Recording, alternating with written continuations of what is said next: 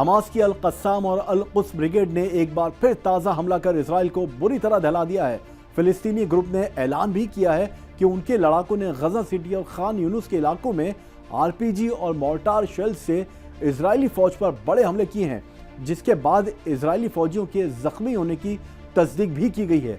गजा में फिलिस्तीनी रेजिस्टेंस के ताबड़तोड़ हमले की वजह से गजा पर कब्जा करने के नेतन्याहू के प्लान पर पानी फिरता दिख रहा है, क्योंकि एक तरफ वो गजा में हार का सामना कर रहा है और दूसरी तरफ इजरायली मिलिट्री खुद गजा कब्जाने के प्लान पर नेतन्याहू के खिलाफ उठ खड़ी हुई है, जिससे नेतन्याहू की हालत अब और ज्यादा खराब हो गई है। नाजरीन, हमें ऐसा खदशा है कि सच्ची खबरें दिखाने में हमें जल्द ही चुनौतियों का सामना करना पड़ सकता है और हमारे YouTube चैनल तहजीब टीवी को टर्मिनेट भी किया जा सकता है। इसीलिए आपसे गुजारिश है कि हमारे नए चैनल, जिसका नाम है तहजीब टीवी ऑफिशियल, आप उसे अभी सब्सक्राइब कर लें, ताकि अगर हमारा ओरिजिनल चैनल तहजीब टीवी किसी भी वक्त टर्मिनेट हो जाए तो आप आसानी से हमारे बैकअप चैनल से जुड़ सकें। हमारे नए चैनल तहजीब टीवी ऑफिशियल का लिंक डिस्क्रिप्शन में दिया गया है। शुक्रिया। गजा को जीतना नेतन्याहू के गले की हड्डी बन चुकी है। हमास इजराइल को गजा में ऐसे नाको चने चबा रहा है कि नेतन्याहू की फौज तक ने हाथ खड़े कर दिए हैं। इसके बावजूद इजरायली पीएम अपनी कुर्सी बचाने के लिए गजा में जंग को मजीद बढ़ाया जा रहा है, मगर हमास के लड़ाकों ने ठान लिया है कि वो हथियार नहीं डालेंगे और इजराइल को गजा से बाहर करके ही दम लेंगे। सीज फायर डील पर बातचीत नाकाम होने के बाद से हमास और दीगर ग्रुप के हमले गजा में तेज हो गए हैं। गजा के अलग अलग हिस्सों में इजरायली फौज को भारी नुकसान का सामना करना पड़ रहा है। अब इसी कड़ी में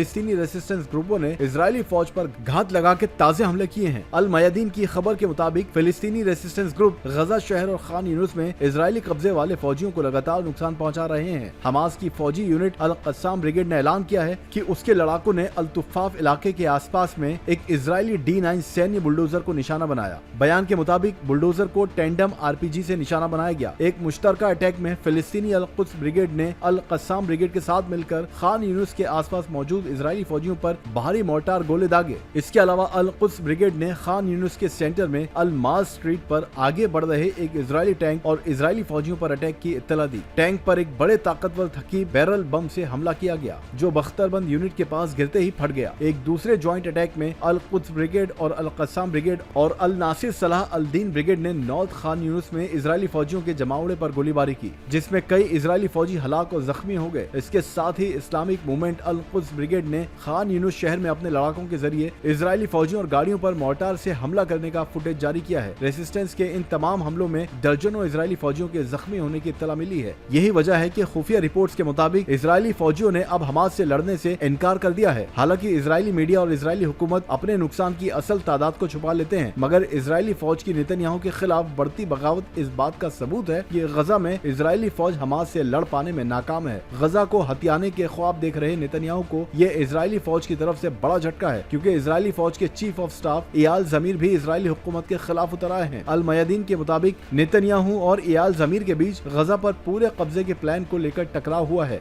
जमीर ने चेतावनी दी है कि ये कदम इजरायली फौज के लिए एक जाल होगा और इससे एनक्लेव में अभी भी बंदियों को खतरा हो सकता है। इजरायली मीडिया के मुताबिक ये टकराव कैबिनेट मेंबरों की 3 घंटे की बंद कमरे में हुई मीटिंग के दौरान हुआ। कहा जा रहा है कि नेतन्याहू राइट विंग कोalition पार्टनर्स के दबाव में मुकम्मल कब्जे की तरफ आगे बढ़ रहा है, जिसको लेकर मिलिट्री चीफ में सख्त नाराजगी है।